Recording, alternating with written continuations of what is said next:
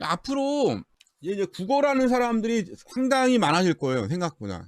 그러니까 1인 가구가 돼갖고. 이제 국어를 하는 거에 대해서 창피하게 생각하지 않습니다. 학벌이니 나발이니 많이 생각보다 엄청 많이 인식이 떨어질 겁니다. 지금 경제 고통지수 나왔는데 리만급이에요, 리만급.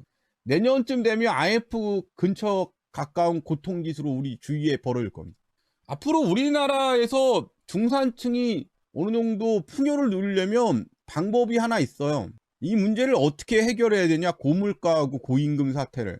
그러면 앞으로 10년 내에 제가 보기에 북한에 있는 엄청난 많은 인구가 10년 내에 남한 북부에 내려옵니다. 왜 그럴까요? 다들 그런 얘기 절대 안 벌어질 거라고 다들 지금 생각하고 계실 때 쇼킹한 얘기를 해드릴게요. 지금 우리나라에 겪은 선진국 위기를 극복하는 건 다른 나라들도 이것 때문에 모로코라든지 프랑스나 이런 데 대기업 해외 수입을 했는데 해결이 안 됐습니다. 문화 충격 때문에. 이렇게 우리가 말만 선진국이고 상당수가 경제적인 고물가 고임금의 고통을 겪으면 시장의 소비는 없고 그러면 방법은 하나밖에 없는 겁니다. 내 입으로 차마 이야기하긴 그런데 우리 100만 예비군까지 300만 명 다들 국민들이 북한을 해방시키자 민주화합시다라고 다 쳐들어갈걸? 10년 만에 경제고통 가잖아요. 거리에 구걸꾼 넘치고 그러면 전부 다 독재하에 신음하는 북한 인민들 해방하자고 전부 쳐들어갈 겁니다. 북한으로. 핵폭탄이 지랄. 걔 그거 무서워하는 거예요, 사실은. 걔네가 우리 내려온다 아닙니다. 걔네가 우리가 밀고 내려올까 북한이 무서워하는 겁니다. 10년 내에 우리 말 안 들으면 북한 애들 내가 볼 때 지금 리만급 시작됐는데 지금 경제고통이 리만급으로 지금 측정되고 있어요. 그러면 10년만 이대로 가잖아요? 희망 없고 일본처럼 전부 다 서울 일본 도쿄니 뭐니 전부 폐업이고 폐허화되면 도심이 지금 우리도 그 시기에 와 있거든. 다른 나라들도 이거 다 겪었고 내가 볼 때 10년 정도 이거 가면 김정은 치하에서 고통받는 북한 사람 해방한다고 전쟁하자고 날릴 겁니다. 앞으로 안 믿기시겠지만 이유가 뭘까요? 우리가 지금 중국 개방한 다음에 노태우 때 개방한 다음에 그 효과를 톡톡히 봤습니다. 특히 저임금 기업 중소기업 이런 데서는 조선족 저임금 노동자하고 낮은 물가 때문에 우리가 지금까지 풍요를 누렸던 겁니다. 그나마. 아니 그러니까 10년만 지나면 10년 동안 이 상태로 가면 우리는 선진국 아니야. 돈도 있고 선진국인데 단지 임금화 고물가 고임금 때문에 할 수 있는 게 아무것도 없거든. 거리에 가면 구걸꾼에다가 5시만 되면 전부 가게 문 닫고 6시 되고 어떻게 하냐? 이렇게 말라 죽느니 그때 이제는 한꺼번에 그 독일 동독에다가 그냥 거기는 그래도 교류가 있고 서로 알았으니까 근데 이런 식으로 문명 붕괴하느니 다들 명분을 삼을 거예요. 100년 가까이 독재 정권의 시민함은 우리나라 족벌가부터 전 언론이 레거시 업무까지 전부 해갖고 전쟁 안 나면 우리 망하는다는 식으로 몰고 갈 겁니다. 잘못한 10년 가죠. 쳐들어가자고 노예들 확보하러 쳐들어가자고 전쟁이 그냥 일어난 게 아닙니다. 우리가 올 때 뭐 평화고 지랄이 그러는데 이런 식으로 가면 어떻게 될 것 같아? 10년 후에 가난이나 고통을 이거를 받아들일 것 같아 사람들이? 앞으로 이거 전부 기업들 망하고 그러면 우리가 이거 받아들일 것 같아? 아니면 북한 쳐들어가겠어요?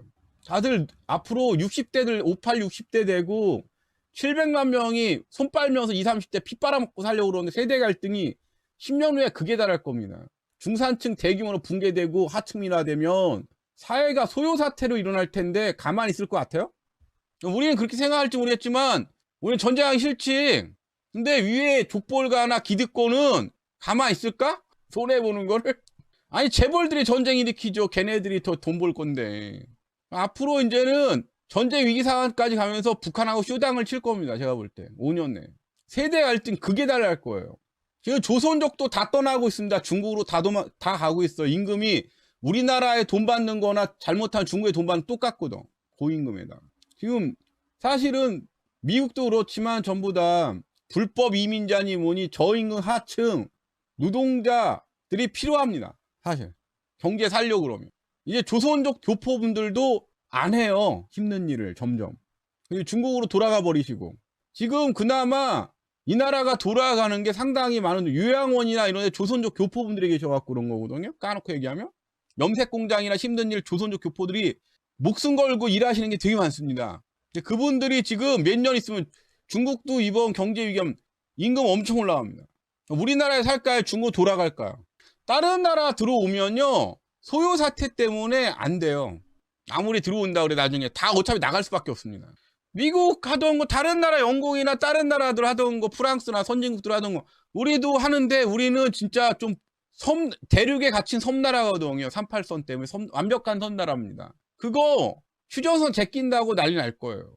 생각을 해보라고. 그러니까 이거를 하루하루 뭐 이런 게 아니고 우리가 살아간 역사의 전환점으로 생각을 하셔야 됩니다. 조선족 교포들 차별받고 사는 이 중국에 가서 떵떵거리 살고 다 돌아갑니다. 영국도 그렇고 일본도 그렇고 이상한 일들이 벌어져. 그거는 우리나라에서 안 벌어질 거라고 기득권하고 레거시에서 생각을 하는데 그 문화가 뭘까? 젊은 애들이 하는 문화가 뭘까? 기득권들이 도저히 생각 못했던 문화현상이 벌어집니다. 젊은 애 20, 30대에서. 무슨 문화현상이 벌어질까? 지금 우리나라에서 젊은 애들 시작했어요. 그냥 하루 한 끼 먹기 버티기 막 이런 것들 놀이가 벌어집니다.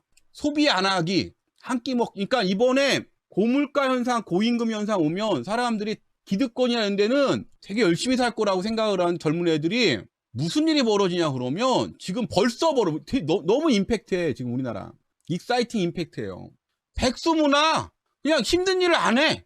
병 몇 개 팔고 라면으로 버텼다. 난 2주 동안 10원 한 푼 안 쓰고 집에서 물만 먹고 밥하고 물 맞고만 버텼다. 막 이런 걸 막 올려 지네끼 놀이문화처럼. 무지출. 예. 일본이나 영국에서도 이거 벌어졌었어. 5년 동안 TV만 보고 집 밖에 외출 안 했더니 돈을 안 쓴다더라. DSR 3차 하면 난리 날 거라고. DSR 3차 한 지 12일 됐어요. 12일. 제 책 DSR 나오잖아요. DSR. 책 제목대로 언제부터? 2021년부터 적용해. 2020년 난리가 난다. 3차까지 적용한 지 2주가 안 돼. 12일 됐어요. 12일. DSR 3차 끝나면 난리 날 거라고 그래. 3차 적용한 지 12일 됐다고. 12일. 많이 지난 것도 아니야. 아직도 분위기 파악을 못하고 있어. 이번에 인플레 사태 오면 꼭 대규모 경기 침체가 옵니다. 거리에 구걸꾼하고 잘못하면 시체가 넘쳐요. 사실은. 그거를 20대들은 디플레 현상 때문에 저임금이나 조선족이나 저임금, 저물가 현상 때문에 아직도 고물가를 겪어본 적이 없다고. IMF세대는 겪어봤거든. IMF세대는 고물가 사태를 겪어봤습니다. 지금 12일 된 거예요. 저기하고. 그러니까 어떤 현상이냐 그러면 제일 무서운 게 뭐냐 같으면 돈을 빌렸어. 부채가 생겼어요. 부채는 어떻게 하면 더 이게 훌륭한 부채가 나쁜 건 아니에요. 100%. 왜? 부채가 생기면 소비를 하거든.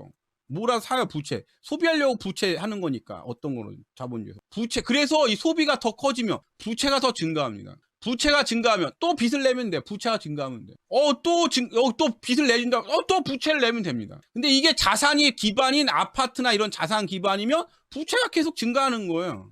그런데 더 이상 부채를 빌릴 수 없으면 어떻게 되는 거지? 근데 내가 경고를 했다. 부채가 이제는 안 된다고. 언제부터야? DSR 한 이후부터.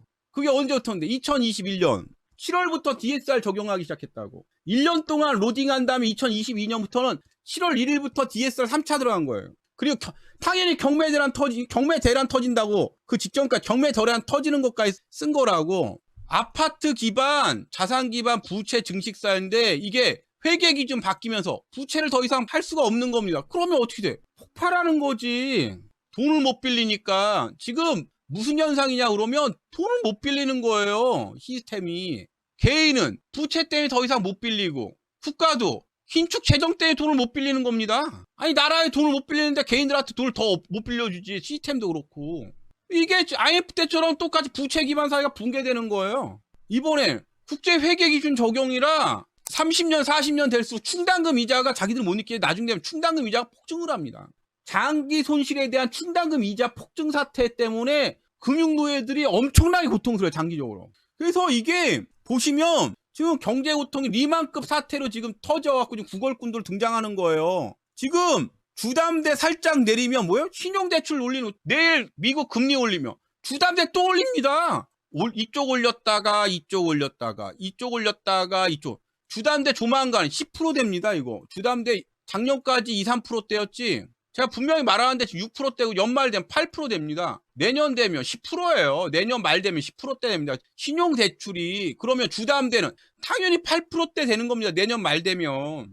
그런데 이자가 늘어나던 부채가 늘어나던 원래는 상관이 없는 겁니다. 뭐 할 때? 부채 증식사회에서는.